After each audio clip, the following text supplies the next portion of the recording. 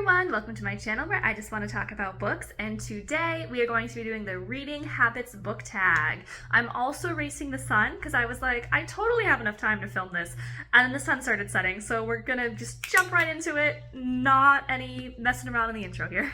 So I could not find the original video or the content creator who originally created this tag, so if anyone knows, please let me know in the comments below, but we're just gonna get right into it. Question number 1, do you have a certain place at home for reading? I always read in my bed. Just wherever I was sleeping, that is my space. No matter where I'm living, I've lived in lots of different places, and that's just always my favorite place for reading. I will just pick up my phone, my book, my e-reader, whatever I'm reading off of, and I'll just like bunker down, propped up on a couple pillows, and I'm very happy, and I'll be there for a couple of hours. So just right in my bed. That's where I read. Question number 2, bookmark or random pieces of paper? That's an interesting question. I feel like I've been all over the place when it comes to what I use for a bookmark. There have definitely been times in my life where if I have a really nice book, yes, I'm going to use a nice bookmark, compliment it, but I've also lived in chaos where you're like, 1/3 of paper towel, this will do, like just doing what you got. When I have to jump up really quickly, I've been known to just throw my phone in there. You know, that doesn't work long term, but if you're just like, oh, I gotta go do something super fast just for a couple of minutes, then whatever page I was on, I know my phone is always near me when I'm reading, so I'll just throw that in and close the book. And so I've used my phone a numerous amount of times as a bookmark as well, but of course that only works for short term. And then, yeah, there was a time in my life where I can't imagine how I used to do this, but in middle school or high school, I would just remember the page that I was on, and I would just be like, 291. Like, I'm like, how did I do that? How do you just retain that information for a couple of days? And I sit down and I open up the book and I'm like, that number. I'm like, how did you do that? I could never now. Fortunately, I have moved over to reading digitally. Most of my books and most of my reading is done either through ebooks or through audiobooks, and that makes it way easier because I don't have to retain it. My phone or whatever service I'm reading on just holds it for me and just automatically opens it back up to the same page, so that is way easier. That's also why in my videos I'll be like, I'm 86% of the way through this book, instead of a normal person being like, Chapter 19, like, what is 86%? But that's what I do for bookmarks, yeah. Question number 3, can you just stop reading, or do you have to stop after a chapter / certain amount of pages? In a perfect world, it's always so much more satisfying to stop right as you finish a chapter, but realistically, that doesn't happen. Like, if I'm in control, absolutely, but there are so many times where I have to jump up, go do something that you're just like, ooh, wherever I was. So I've come to settle for a good, not like a page break, what's it called? Like a scene change, you know, those gaps where it's like, here's the text, you got like a fun symbol, and then the rest of the text. So a scene change, I'll settle for that. But same thing, it's a lot easier on audiobooks because you're just like, wherever, man. So it's just at the end of a sentence or at the end of a thought, that works just fine. But it is a lot more satisfying when reading a physical book. Definitely I try to aim for the end of a chapter, but realize that's not very realistic, unfortunately. Question number 4, do you eat or drink while reading? I do not. It started when I'm reading physical books, I'm very messy and I don't want to get any like liquids or any like Dorito dust because I never eat healthy. I feel like it's one thing if you're eating like carrot sticks, but I'm eating like Cheetos. Like, you know, you don't want that orange goo all over your paper books. So that doesn't happen. So I never ate or drink, and I just kind of got in that habit while I was reading, and I guess now I could, now that I read like ebooks, because that reason doesn't apply, but also for some reason it messes with my attention span. I have a hard time, like, even though you're just eating, that takes me out of it, and I will be reading but then forgot, like I can't retain it or I can't process it as well if I have that other ability or that other thing going on, even though it's just eating or drinking, and that should be absent-minded. I just do one or the other because I, for some reason, lose it. I can't read at the same time. So no, it's always one or the other. Question number 5, multitasking, music or TV while reading? Absolutely not. Like I just said, I can't even handle like drinking water at the same time. So no, I cannot concentrate. If there's like TV on, even if it's like in the distance, like a couple rooms away, somebody else is watching TV, I can't read unless it's an audiobook and it's like drowning out that noise. Then I can get away with it because I can no longer hear the noise. But if I'm just like reading with my own eyes and there's any sort of music or like sound or talking in the background, I cannot concentrate. So that's a negative. That's not just a negative, that's a like absolutely not. Like I need silence. Exception being we almost overcorrect to the point of where there's so much noise that it's meaningless. So like really loud cafes or common spaces, then I can read, because for some reason, even though it's the opposite of what I'm like, I need absolute silence. But then when it's extreme noise, I'm like, this is also fine. Just to the point where I can't focus on certain things. If it's just like background noise, then I can do. But no, I'm really bad at multitasking when one of those tasks is reading. The next question says, one book at a time or several at once?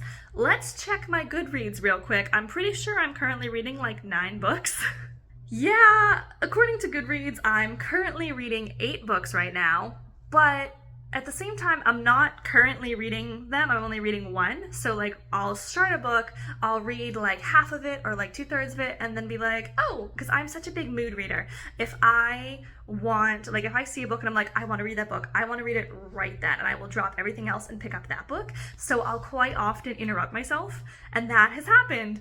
What are we up to? 7 or 8 times now on Goodreads. So I am most currently reading Good Girl, Bad Blood by Holly Jackson. It is the second book in the A Good Girl's Guide to Murder trilogy. And yeah, so right now I'm reading that. I started it a couple days ago, and I am exclusively reading that book in the sense of that is the only book that I'm reading this week, and when I finish it, I'll go to a different book. But on my Goodreads, I am currently reading 8 books. So I guess I'm in the middle. Like, I'm only actually reading 1 at a time, but I didn't finish other ones, and I'm planning to go back to those. So, depends on how we're counting, I guess. Kind of both. We're gonna go for kind of both. Number 7, reading at home or everywhere. I definitely prefer reading at home. Like we were talking about earlier, I like not having background talking or music, and that's really hard to avoid. And I think when you're just like on a public bus, it can be really hard to focus, because even when I try, I can't not listen when people are talking around me, so I have a really hard time focusing. So I definitely prefer reading at home. But there are also times like on a plane where you're like, what am I gonna do, not read here? So I read in both places, but wildly prefer reading at home, where I can control the background noise and the variables and all of that stuff. Number 8, reading out loud or silently in your head. I've always just read silently in my head. I don't think that I've read out loud since learning how to read. Nothing against anybody who does that. I just don't, and I think it would feel weird to me if I did that after all these years of not doing it. So I just read silently in my head. Do you read ahead or ever skip pages? I don't.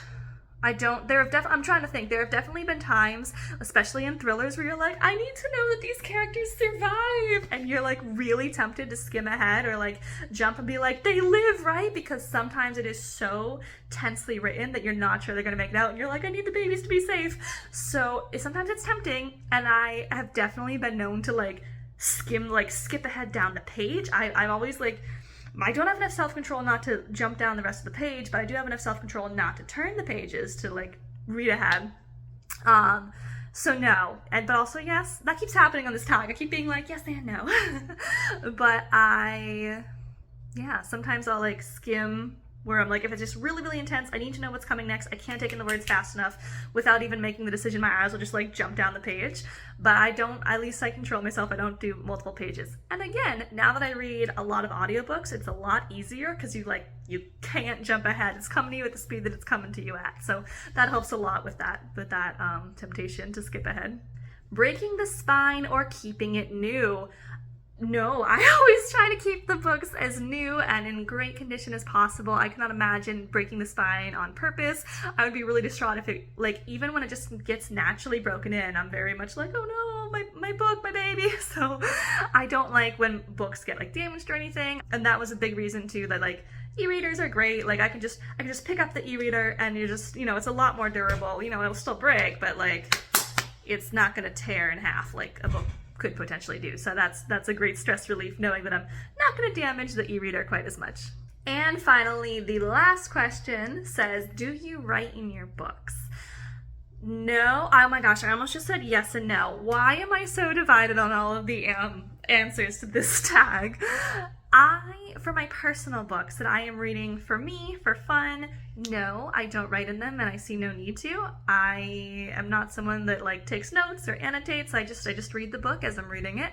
But for textbooks, I did. When I was in college, I didn't have a problem doing that. I know some of my reader friends that can't bring themselves to write in a book, even if it's a textbook and even if that's like the expectation for that kind of book, they couldn't bring themselves to do it.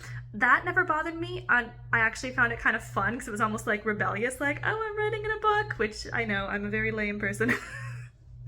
But so I have written in books for textbook purposes and for college, but for my own personal books, no. Occasionally, I will take notes if I'm, once again, like doing a digital copy. It's very easy to be like, and add note, or like a very satisfying like pink highlight, and you know you're not going to mess up the highlighting because it's digital, and that's really nice.